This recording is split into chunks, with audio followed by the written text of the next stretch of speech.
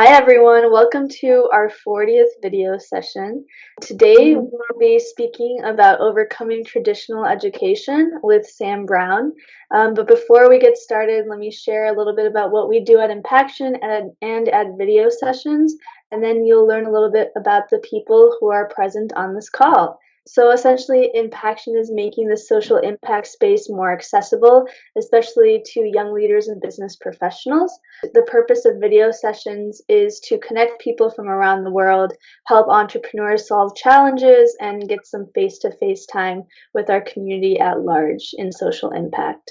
Before we get started with the introduction of the topic, everyone, if you can please introduce yourselves in 2 sentences or less, and then we will get started. I'll start. I'm Shivani, the CEO and co-founder of Impaction.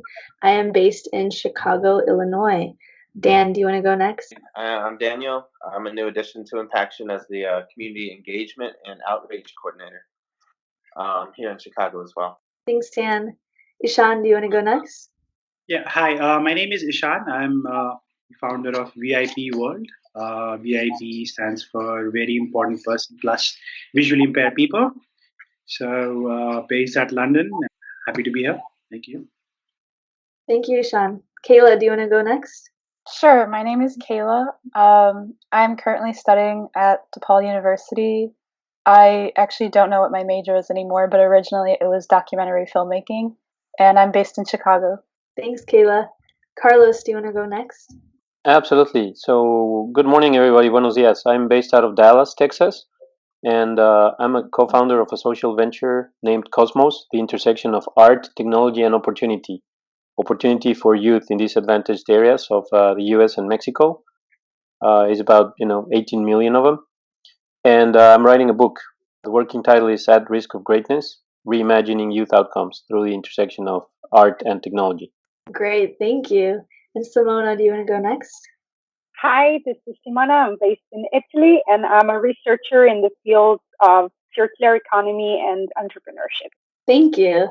And Sam, I'm going to briefly introduce you, and then you can go right into introducing yourself and then your presentation. All right, awesome. Thanks, Shivani. Of course. So, like I said, today we're going to be learning about overcoming traditional education with Sam Brown. Sam is an entrepreneur based out in Madison, Wisconsin. And after spending a couple of years at UW, he connected with some friends to join Birdwell Solutions, a software company dedicated to empowerment. He will speak today about some challenges in some current traditional education models, and he'll share how people can be empowered to reach their personal version of success and beyond, regardless of their educational background. So Sam, if you want to add to that introduction and just take it away with the presentation, that would be great. Yeah, I'm sure I'm going to talk too much about myself during the presentation, so I'm going to go ahead and start. Very excited to be sharing some of this with you guys today. Being a small part of Impaction's, propelling Impaction's mission is very fulfilling for me because I love what they're doing, and being able to share my own insights on the idea of empowerment is also extremely empowering. Overcoming traditional education and training to empower independence. So a big piece on this is there's a lot of words in this title. I tried to get a little slimmer, but it's where it's at. But there's one word that's more important than the rest of them, and that's the one that's near and dear to my heart: empowerment. And what's important about this concept is that empowerment is the small piece that can kind of make a change in the world. Every individual at some point has been empowered and disempowered. I've also had that feeling myself and been able to administer those feelings. And I know that it can make a huge difference in someone's life and also, by extension, their communities and the world. So if you hear one thing that I'm discussing today, please empower those around you and make a distinct effort to make a difference. So moving on through the next part here is kind of framing the whole deal here is the actual problems with the traditional education system. And a big piece of this is there's inhibiting factors that come with things like finances, which come in the form of between the secondary, high school, and collegiate gap. A lot of individuals don't have access to the finances, and this ties very closely with the motivational aspect, because perhaps there are opportunities for finances, but they're unable to find those opportunities due to a lack of motivation. And a large problem with this comes from systematic issues. Like in inner city schools, there's almost a culture among instructors that not as necessarily direct disempowerment, but indirect. And if that coupled with a motivational or financial problem can spell traditional educational systems version of doom for a person and limiting them to specific lower level careers throughout their life. I knew that this was a problem and I wanted to change it, but I saw two ways, and that was either fixing the system that exists or building a new system alongside it. And considering that I absolutely despise politics, I decided to look into building a new system alongside it, and that comes in the form of apprenticeships and training. A couple of the major benefits of moving through an apprenticeship, and this concept, I was always familiar with the idea, but it was highlighted to me by a friend whose name is Aaron Lowe. He's an artist and also a business person with his art. And he's been able to not only develop a very successful career, but able to share his ideas and creativity with the world through the empowerment he received in his apprenticeship. A big piece of this is why this is more powerful is experience-based learning. So when you have the opportunity to directly observe someone's experience, then you are able to not only learn more about the actual process, but you're also able to kind of apply the knowledge that you have in a new and amazing way. This also has the benefit of building a relationship between that master and the apprentice, which is one of the key pieces of empowerment, is making sure that you are able to feel strong and confident in your relationships and your skills. And when you have that relationship coupled with this powerful experience, that allows you to express creativity in a new and unique way. And what that allows is that long term, if more and more individuals are empowered to express themselves creatively, they will do so. And one way that I see this happening is through something similar to independence. When someone is inspired to be independent and make changes in themselves and the community, that is kind of the ultimate form of empowerment. Is empowering is someone being empowered to the point of self empowerment, right? And once someone understands and knows the process by which they can empower themselves, there's nothing that stops them from doing anything that they desire to. And one way that I see this is building new companies and coming up with new products and new startups, new ideas, and overall benefiting the world with these innovations. One example of this that I have is my own story. So I am originally from Texas, came here for school for a couple years, and was unable to continue due to financial concerns. I then spent some time thinking, I was never going to be a properly contributing member of society, and I wasn't going to be able to do all the things that I dreamed because I was limited by this lack of education. And so I lived with that for a while, and the delinquent behavior reflected that. But I saw some friends doing some amazing things, building this company called Birdwell. And I spoke with them for a while and kind of got to know more, and was eventually asked to kind of, much to my own surprise, asked to be a part of it. And the reason why I was surprised is I felt that I did not have any contributing skills to bring, and that having me on the team would be more of a burden. And slowly but surely, that mindset was lifted through empowerment and shared experiences with the co-founders. In the end, it actually led to me becoming a partner in Birdwell. And I was able to, and now that I have some skin in the game, I'm further empowered to make changes. And also, I've been able to kind of help re-angle the mission in a way that kind of helps encourage what happened to me to happen again in the future. Most beautiful piece here is that I've been able to kind of instill these ideas and these long-term goals that will hopefully have the desired effect of empowering others to do their own amazing work.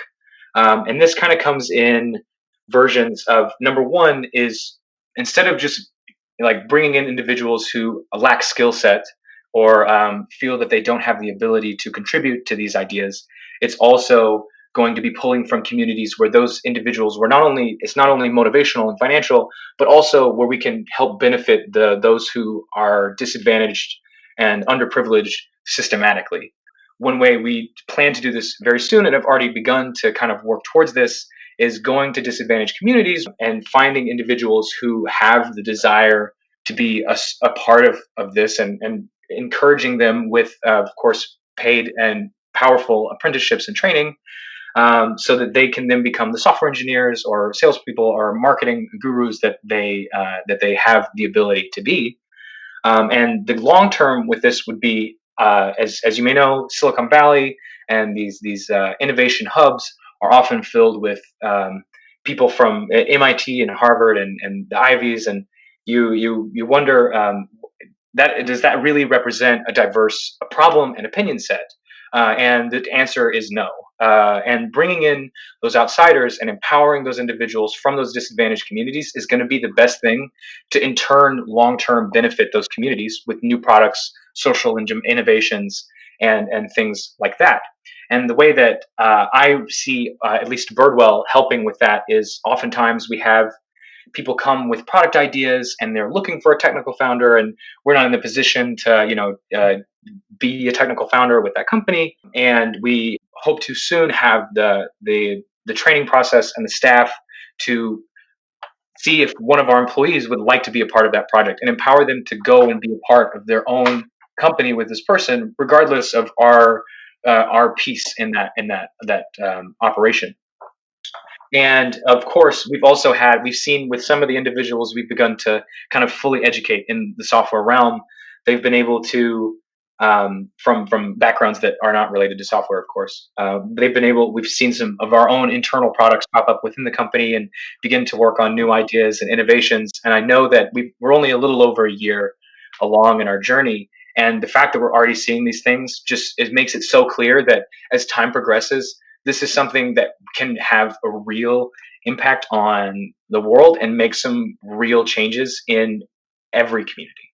That's really a lot of the presentation there, guys. I have some discussion questions that I'd like to share and some topics that we can bring in. But why don't we go ahead and we'll get some questions from everyone else first, and then we can go into discussion topics. Thank you, Sam, for an amazing presentation. It was very inspirational and a very different model.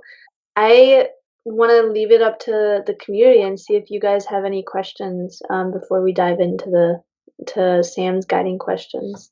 Well, question, Sam. Are you gonna, or have you already considered on your questions to address the further challenges by automation and artificial intelligence?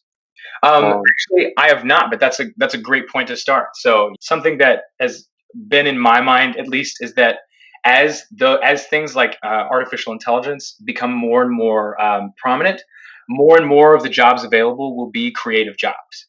More of them will be the things that artificial intelligence will take a very, very long time to get to that point. And so when you empower individuals to when you give people the opportunity to have a strong skill set, and they are greater allowed to be creative, and that further prepares them for an era when average skilled labor is no longer needed. If that kind of hits at what you were talking about. No, absolutely. It's going to compound the need, right? There's going to be many more or young adults that are going to need that different education, these different skills, right? Exactly. Going into continuous learning, because we don't know what the jobs of the future are. So how can you get prepared for a job when it's going to change and will continue to change? Exactly. I'm writing a book on the same topic, mostly around creativity, but this is a major piece on it. And I'm in meetings all day, every day, and I have a few questions that I make sure to ask as they fuel kind of the content that I'm writing. And so many individuals that I talk to say that they studied one thing for a long time and they're not doing anything related to that, and they learned everything that they do now in experience based and from other individuals and on the fly. And those opportunities, that kind of learning is what's going to long term kind of make someone more sustainable, and that's also going to have a big effect on how those creative communities act. I have a question. Yeah. Okay, so let's say I'm somebody who is interested in software and design and things like that. If I email you, like, what are the first steps and kind of like how does that process work? Yeah, well, I mean, first off, that's awesome. I think that software and design are kind of the future. So, as you guys may know, so one, like I said, this is we're developing a system, so it'd be very highly collaborative, and we have like the startings of where you can kind of start to learn, and there's a lot of great resources that we can direct you to. And then as time goes on, we can start to bring you in on projects and give you some experience based learning. We can have one on one sessions on a weekly basis, things like that, just to kind of empower and encourage you to be to learn those topics in your own way. Because I think that if you know someone just assigns an online video series to watch, then you're not going to get the real experienced learning there. Um, so yeah, kind of it would be the first step would be definitely having a separate conversation outside of this group, and we can kind of talk about where you what you really like. And I want to make sure because it may seem like software and design are a great outlet for you, but maybe it's something else that's tangential or something like that. And I'd love to discuss those if that kind of gets at what you're asking. Yeah, that made sense.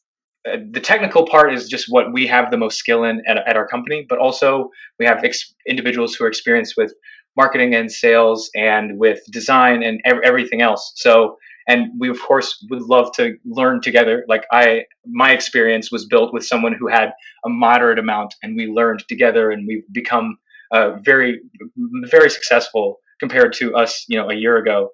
And that was that one-on-one back and forth experience that we love to build together. Awesome. Do we have any other questions? I think we can move into your guiding questions. That sounds awesome. The first thing I'd like to kind of bring up is I would like to hear some other opinions and experiences on apprenticeship and classroom learning and see if anyone has perhaps a different viewpoint on apprenticeships and maybe they aren't as beneficial. I'd love to hear kind of around the room people's experiences. Well, I can tell you that through a person at the Central German Bank, I got in touch with company or the ministry in Germany that works with apprenticeship models because they've been doing it for 60 years and they're probably the most successful at it. So have you done some research on that? I have not. I have not. I would love. What was the company you said? I'm gonna share the website here on the chat because they've been doing it very successfully, for a while. Actually, some folks don't like the system because they separate kids very early on in their education, whether they're going to go to college or not. And then if you're not going to college, then you're sent to like a technical school. But technical can mean anything from being a baker to being a top automotive engineer, right? Yeah. And they've done great because you can have a very good life even if you don't go to college. Exactly. You're a solid part of the middle class, and you can have a job that's meaningful depending on what you want to do, and you get certified by doing it through apprenticeships with corporations. So I'm gonna find the link and share it here with everybody. Yeah. I would suggest that you take a look into it. I met with them at Mexico City, and that's where I found that, from what they told me, and they might be a bit biased, is the place where this model has been most successful outside of Germany is Mexico.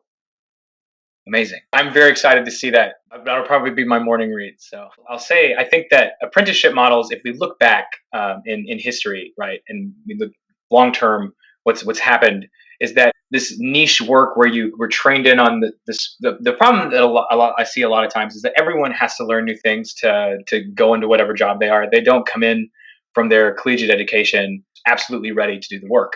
People do internships and all these things where they learn these, and these are apprenticeships in their own right.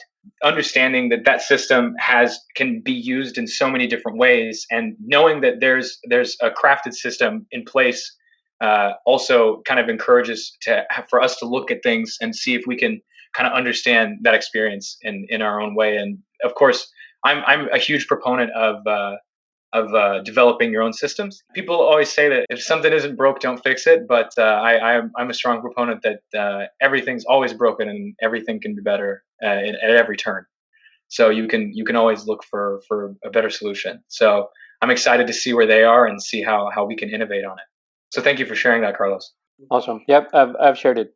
They call it vocational educational training. Awesome. Does anyone? Yeah, I'd like to share. I did this master's in service design.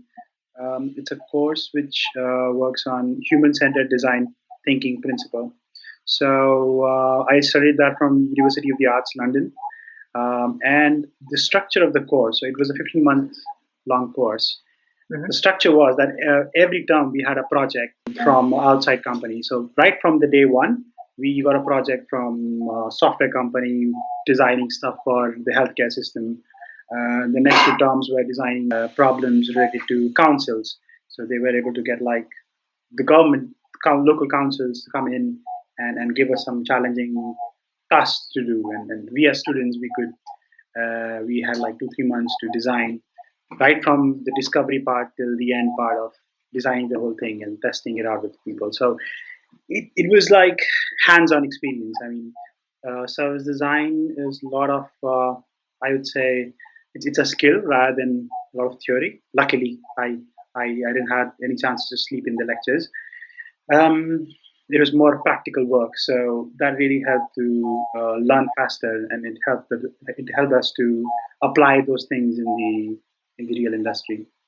I think that's absolutely amazing, and that's exactly the process that I'm getting at here is when you get in there. I mean, you can talk to any software engineer.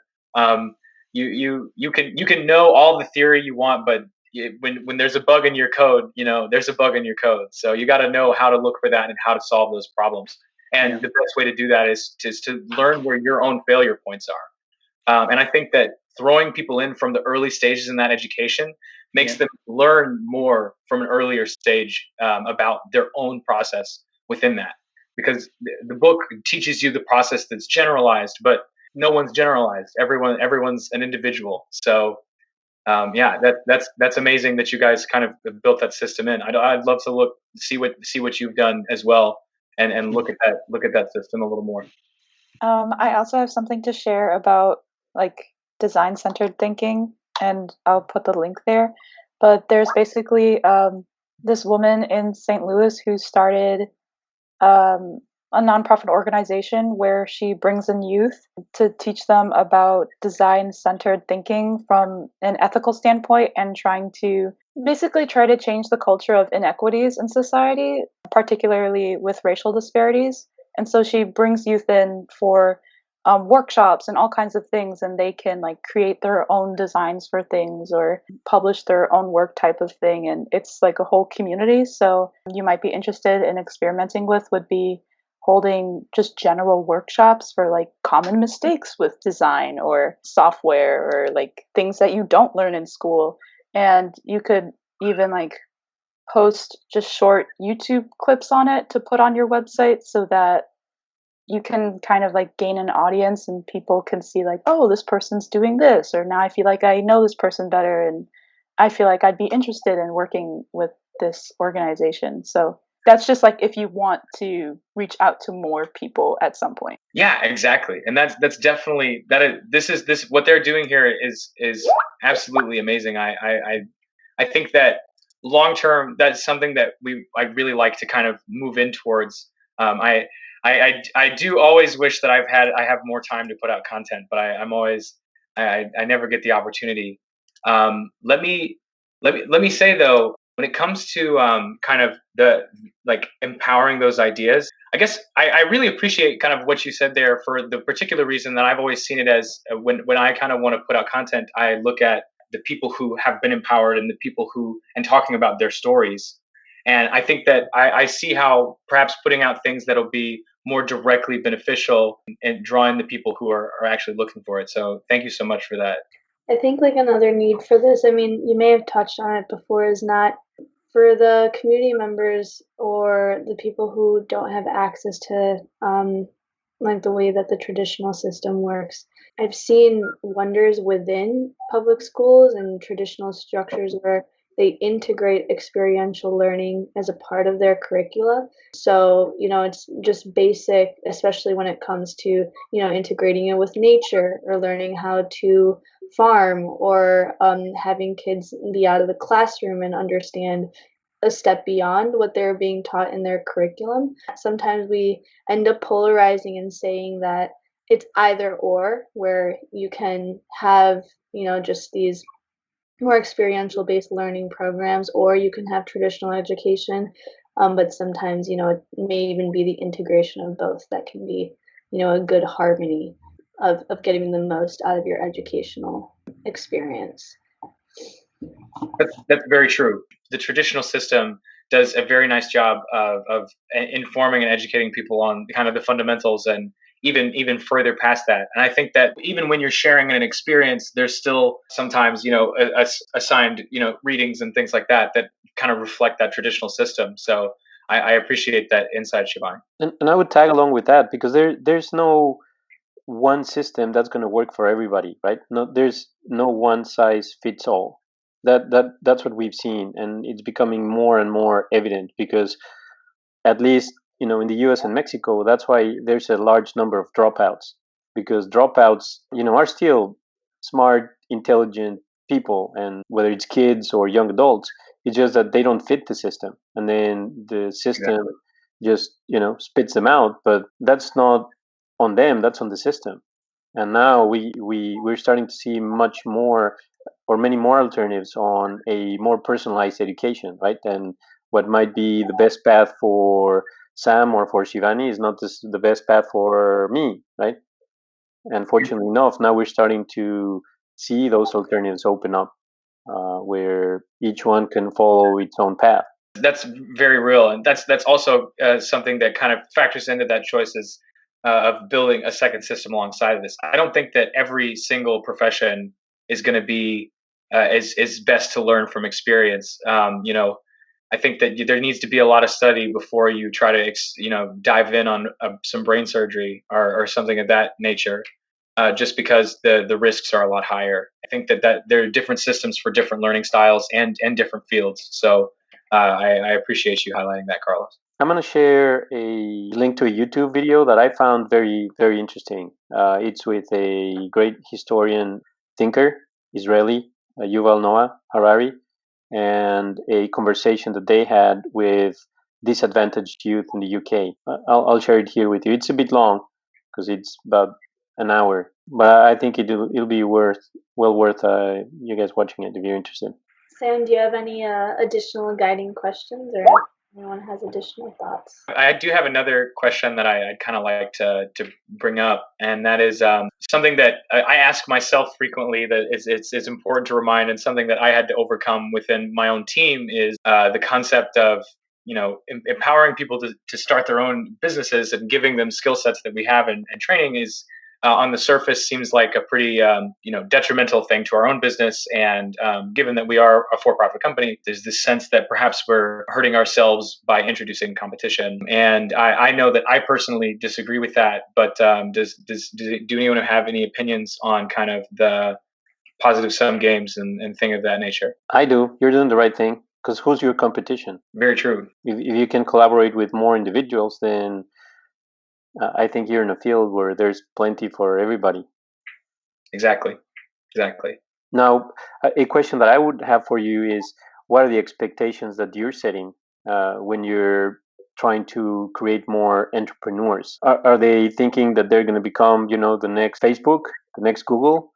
Or you're just preparing them for the gig economy and being independent? I think that the biggest thing that we've kind of prepared individuals for is the fact that it's very tough to do anything. And companies like Facebook and Google are right place, right time, proper founder market product fit. There's realistic expectations put on that, but it is still given the fact that you have that opportunity and you could very well be one of those next companies, assuming that you look in the right places and you have those right insights.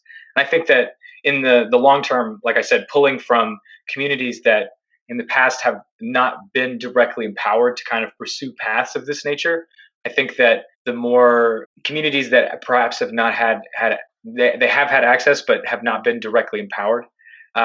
There are problems there that have not been highlighted by the distinct lack of diversity in the startup space and in the innovations in tech.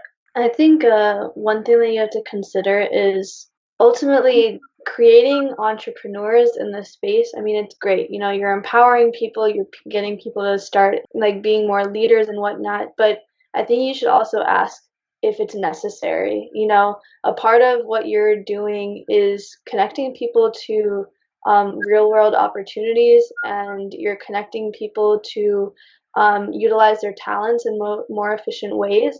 And sometimes creating your own business isn't the most effective way to make a difference or even, channel your talent in that way. This is a thing that we see all the time. The narrative is telling us you have to, start something new. More and more people are being entrepreneurs and starting their own websites and whatnot. But this can duplicate resources. This can oversaturate the market. If there are more players in the space, resources are being fragmented and distributed to these organizations where they can be streamlined if there was one organization working on this rather than 50. I think it's also understandable kind of changing the narrative a little bit about how people can, best create a social impact or even like further their own professional growth. If there were organizations that had additional resources where they wouldn't have to start from scratch necessarily, that can help them and maybe even catalyze the type of growth that they want to see in the beginning. Those are my thoughts. That's very true. That's very true. The only reason that I hesitate on ideas of that nature is simply because in a lot of instances there are distinct barriers for those who do not have the certificate representing the skills that they have. I think that being able to overcome those barriers is a challenge that can be conquered, but it is in fact represents its own challenges that are perhaps from my experience more formidable. Building your own organization. But I think that like you said, the oversaturation of different ideas and products does present its own issue. And I think that there are further innovations to happen across the communities of startups, which is, what's amazing is that's kind of, you see these, in Madison, we have a community, the Starting Block community, that kind of provides that in its own way. And also like Impaction itself, that kind of bridges that gap between different organizations and shares kind of what's going on in each. Ideas like that are the ones that are going to kind of not neutralize the oversaturation effect, but rather change its effects. Can you repeat the question again? Yeah, no worries. If we're empowering individuals to do the same work that we're doing or similar work, if you look very surface level at that, it appears to pose a threat to our own business and our own future. And as a for-profit company, you want to avoid that. But I personally, disagree with that, and I was asking for opinions on that particular issue. Thank you for asking sharing the question again, because I like when I heard all these different point of views. I mean, yeah, I totally disagree. I think more and more entrepreneurial mindset should be encouraged, because I think with entrepreneurship, we're talking about creating a new bread. We're not talking about the share of one bread being increased. You know what I mean? I'm talking like we can think of a perspective that a new bread is being created, maybe something more, something new, because you have to evolve. Like you have to constantly keep creating, evolving. I mean, in every field, like right now, we can all see like healthcare is doomed. We are all inside. So I think creating entrepreneurs, not even entrepreneurs. I mean, it's something very personal, but creating that entrepreneurial mindset is very important any time perspective.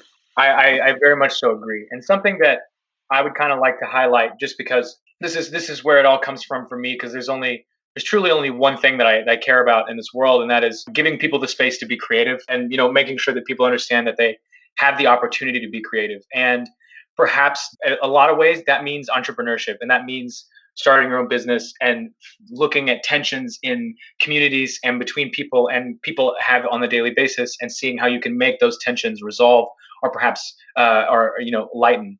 And I think that when it comes to individuals expressing their creativity, that doesn't have to be the only way.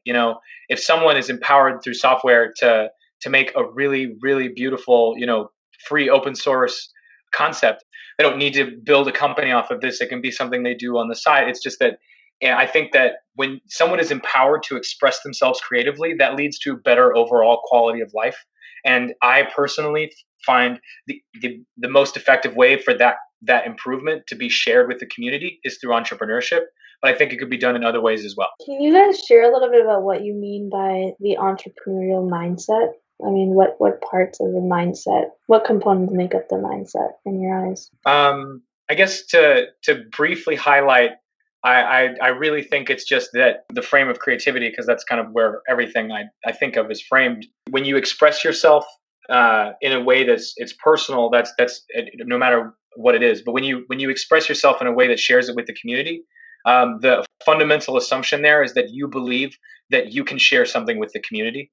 And I think that that's kind of the fundamental piece of the entrepreneurial mindset, is that you have the ability to affect the community in a positive way, and whether that be through customers or users or partners or what have you. Just to add on that, like I believe people who are curious, people who are always like interested to know why, are more inclined towards entrepreneurship. Absolutely. Thank you. Well, I would take it a step further, because yes, creativity is awesome, right? It's definitely needed.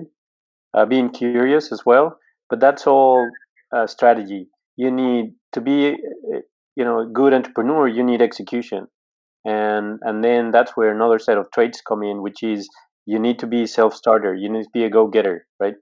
You need to be a problem solver. Exactly. And you need to be resilient, because you're gonna be told a lot of times no, no, no, no, no, and you need to overcome that, right?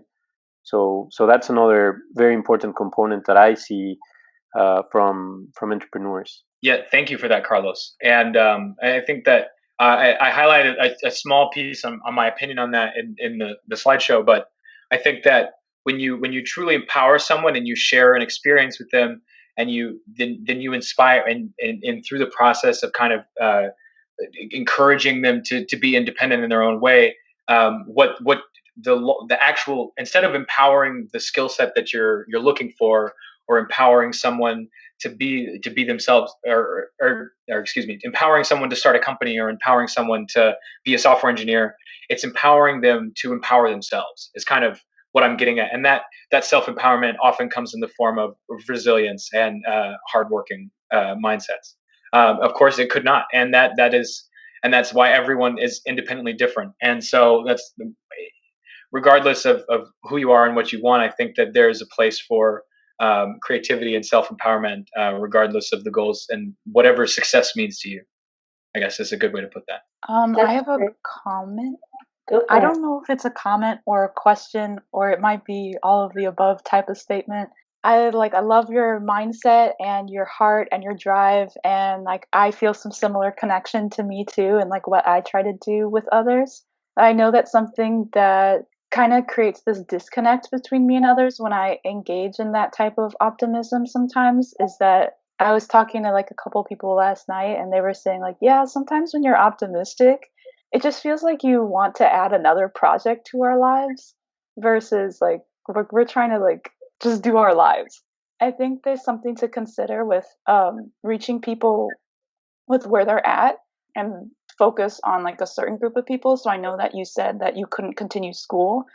So maybe if you particularly reached out to people who were in that same position, or connected with people who are in that same position, because it comes from a place where both of you can connect in that way. And I think you can make a big impact in that way because you have that personal connection. So for my friends last night, I was saying, oh, all of you are really stressed out right now. There's no need to do another project or whatever. People are just trying to I don't know, do their lives, I guess. And so I was like, oh, let's call on Zoom tomorrow night. Then we can do our homework for an hour online. We don't even have to say anything. but just the presence of a person there, like, is a nice comfort or a motivator. Or calling like, hey, I'm going to exercise right now, do you want to exercise with me? And like, you're not even necessarily like with the person, but just having some specific time or like a place where people could de-stress in a way or like feel some sort of comfort. So that's not related to software, I guess, but I think it's just like the mindset of like trying to not completely accommodate to other people's needs, I guess, because you still have to maintain like the own structure that you want to have. Yeah. But like seeing what type of people are in a position that they would really want to learn those skills, like somebody who can't continue school, and really reaching out to those people in particular and seeing like what their personal needs are or what their personal biggest concerns are. Like, I think going out and like trying to talk to people and see how they're doing and what their needs are is probably the thing that maybe would give you a lot more valuable information as to how to continue the organization and the company.